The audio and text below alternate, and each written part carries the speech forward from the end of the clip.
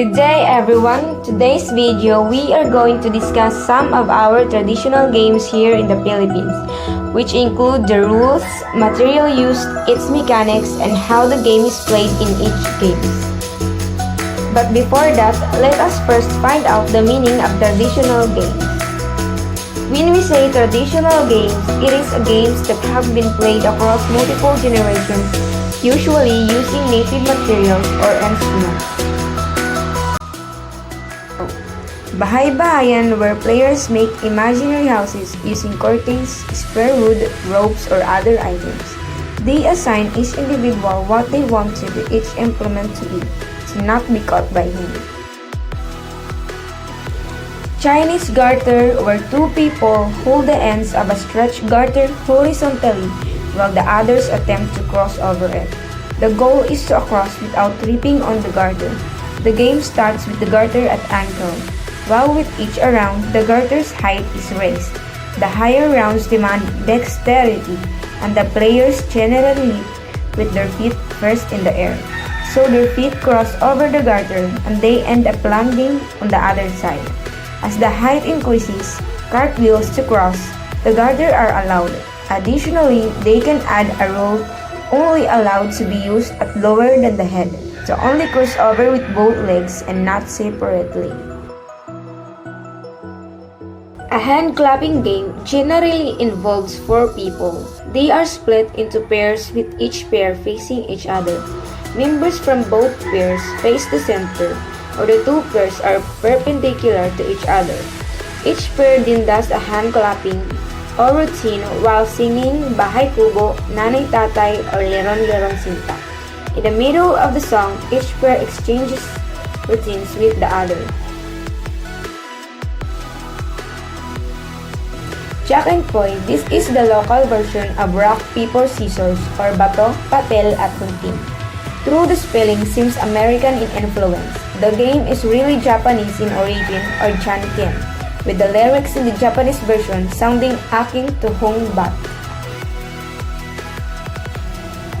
Luksong baka or jump over the cow is a popular variation of luksong tinik. One player crouches while the other players jump over them. The crouching player gradually stands up as the game progresses, making it harder for the other players to jump over them. A person becomes the it when they touch the baka as they jump. It will repeat continuously until the players declare the player or until the players decide to stop the game, most of the time once they get tired. It is the Filipino version of leapfrog. Sausaw suka or dip it into vinegar. This is sometimes done to determine who is it in the game of tag. One player has one or both hands open while the other players tap that person's palms repeatedly with their index finger while chanting Sausaw suka mahuli taya. When the last syllable of word taya is shouted, the person with their hands open quickly closes them and whoever is caught becomes the next it. After they get caught, everyone else runs while the new it chases them. If the is not used in chasing game, the process simply repeats around the players. The process of tapping the palm emulates dipping food into vinegar.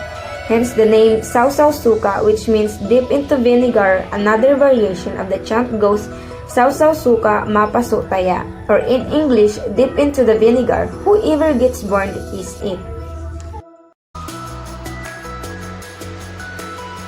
Sipa, where the object used to play the game, is also called sipa. It is made of a washer with colorful threads, usually plastic straw, attached to it. Alternatively, sipa can be played using a rattan ball or a lead washer covered in cloth or plastic. The sipa is thrown upwards with the player's foot. The player must not allow the sipa to touch the ground by hitting it several times with their foot or just above the knee. The player must count the number of times they kick the sipa. The one with the most kicks wins the game. Sipa was the national sport of the Philippines until 2009. The game mechanics of sipa is similar to the Western game hacky-sack. Sipa is also played professionally by Filipino athletes with a woven ball called sipak takraw, with the game rules borrowed from Indonesia.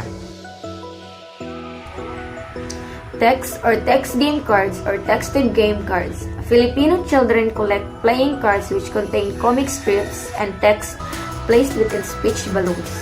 The game is played by tossing the cards in the air until they hit the ground.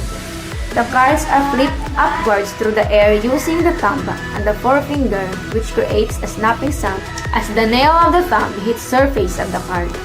The winner or gainer collects the other player's card depending on how the cards are laid out upon hitting or landing on the ground. As a children's game, the bets are just for text or playing cards as well. Adults can also play for money. A variant of the game, Pogs uses circular cards instead of rectangular ones.